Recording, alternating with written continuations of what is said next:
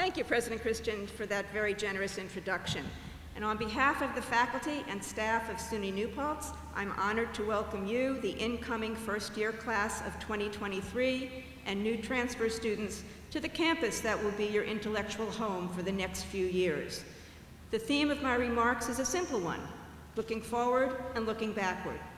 Let's start with looking backward. You did not get here by chance or luck. You got here through your own hard work and with the encouragement of your family and teachers who recognized your talents and cheered your achievements. So take a moment to reflect on and to give thanks to the people who believed in you and who helped to pave the way for you to sit here today as a SUNY New Paltz student. As for looking forward, it may surprise you to learn that your professors also are looking forward. We too are eager and excited at the start of each new academic year to meet you and to dive together into the courses you will take with us and to expose you to unexplored ideas and new ways of thinking. Looking forward also means that you have the tools in your own hands over these next few years to shape your future. How you use those tools is up to you. But college may be the last time that you will have the freedom to explore a variety of opportunities that may be less available to you after you graduate and take on greater responsibilities. Use these years to do any or all of the following. Take classes in your major, but also in other areas that broaden you beyond that concentration. Study abroad. Do independent research with a professor. Pursue internships, yes, more than one, in a possible career field or in work that contributes to public service. Attend campus lectures on topics of interest to you, and maybe even on topics that are unfamiliar to you also. Connect with New Paltz alumni. Many departments sponsor events that bring their graduates back to campus to talk to students about their own careers and professional choices. Two common threads run throughout the items on that list: relationships and experiences. Each offers you the chance to expand your web of relationships and to open up your world beyond its current borders. I know it may sound trite to say that the relationships you make in college will last a lifetime, but it is true and it is important. Also, get to know your professors, not just in the classroom, but go to a professor's office hours, not only if you have questions about something from class, but so that we can get to know you better and so you can get to know us too. We are normal people, not from some other planet. We eat, sleep, work, play, and shop, just like you. In fact, it was because of a specific professor I had in college that I chose my career path. And contrary to what you might think, the class I took with him was not one where I got the highest grade.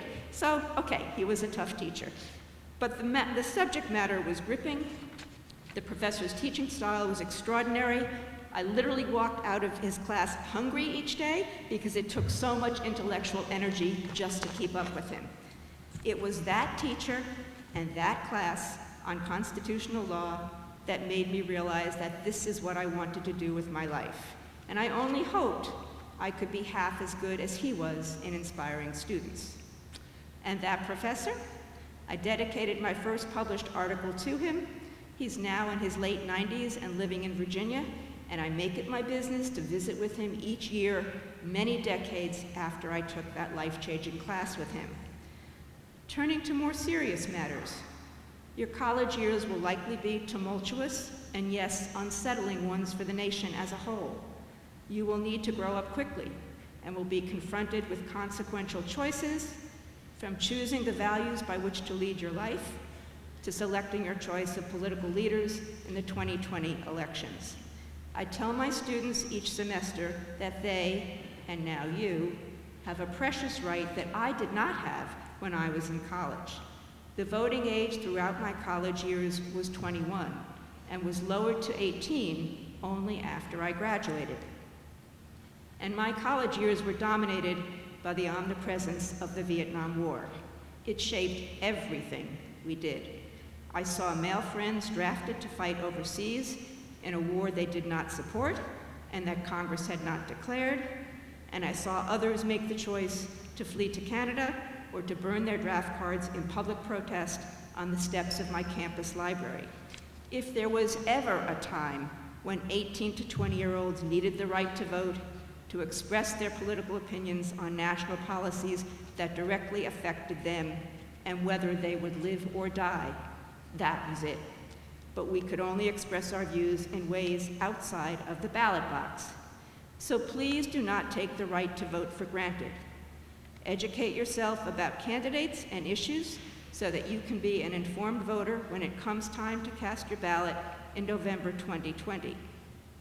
You will hear people say that this is a time of extreme polarization, meaning that two vastly different sets of views and values occupy opposite ends of the political spectrum.